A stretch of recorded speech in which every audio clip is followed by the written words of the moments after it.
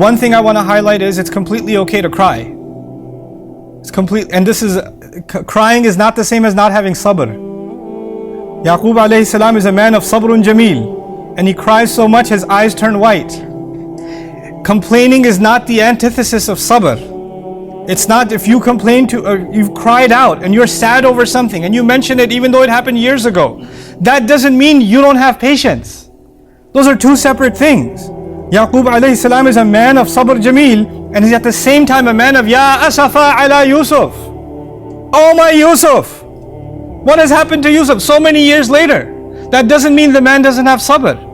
So we shouldn't be insensitive to those who are suffering, especially in our families, those who are complaining in our families, and say you need to have sabr. You shouldn't be crying. You shouldn't be complaining. You shouldn't be bringing up what happened years ago. Get over it already. We shouldn't use these kinds of words. We should have sensitivity to those who are in pain. We cannot feel what somebody else feels. You cannot feel what your son feels, what your daughter feels, what your spouse feels, what your parents feel. You cannot feel for them. They're entitled to their emotions. It's easy to dismiss them because we see them all the time and we don't see what the big deal is. You will never be able to see, I will never be able to see inside somebody else's heart. That is their pain is between them and Allah. They are just as entitled to that as any other human being. And so as I conclude this, I come back to the one that is in fact suffering from sadness. The one who has been grieving, like Yaqub alayhi salam for Yusuf. What does he tell his sons? He says, Ya baniya idhabu fatahassasu min Yusufa wa akhihi. Look, his sons just yelled at him, you remember? It's not too long ago they just yelled at him. And then he turns to the same sons and says, my sons, go. He's kind to them again. Go look for Yusuf. Go look for him. My goodness, go look for Yusuf.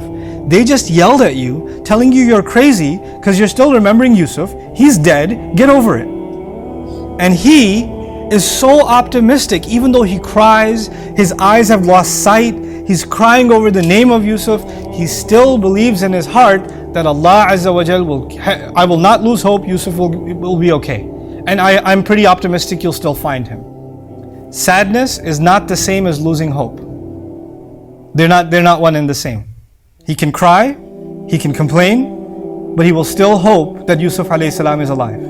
And so he says, Tahassasu min Yusufa wa akhihi. Go find Yusuf and his brother.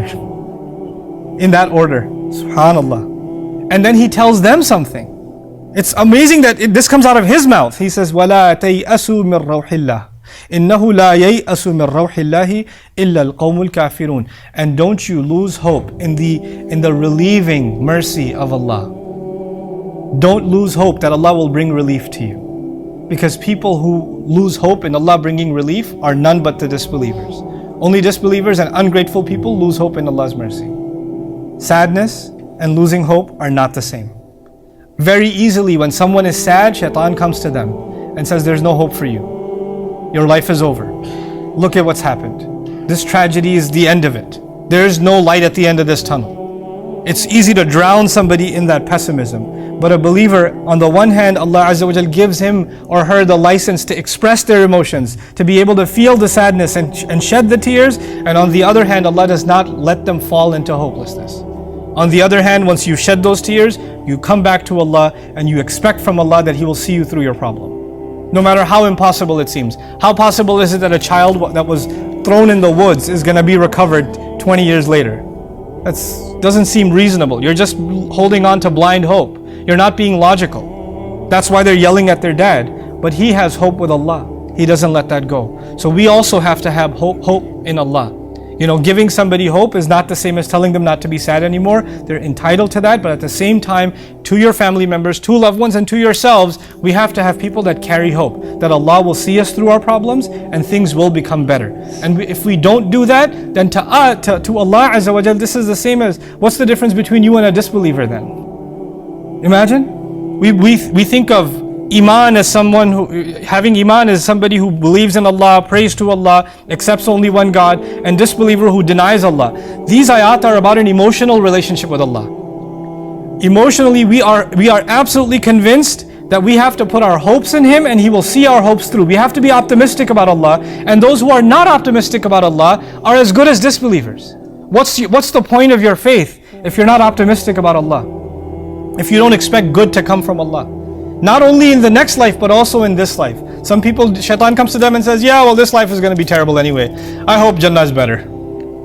That's the attitude they develop. This is also ya'is. This is also hopelessness. Yaqub alayhi salam is not saying, well, I guess I'll see Yusuf in Jannah. It's okay.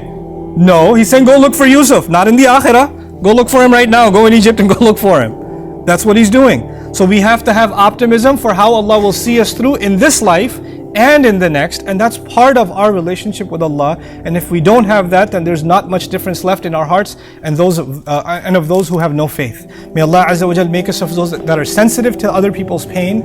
May Allah Azza wa Jal make us truly people of sabr and people of hope in Allah. بارك الله لي ولكم في القرآن الحكيم ونفعني وإياكم بالآيات والذكر الحكيم.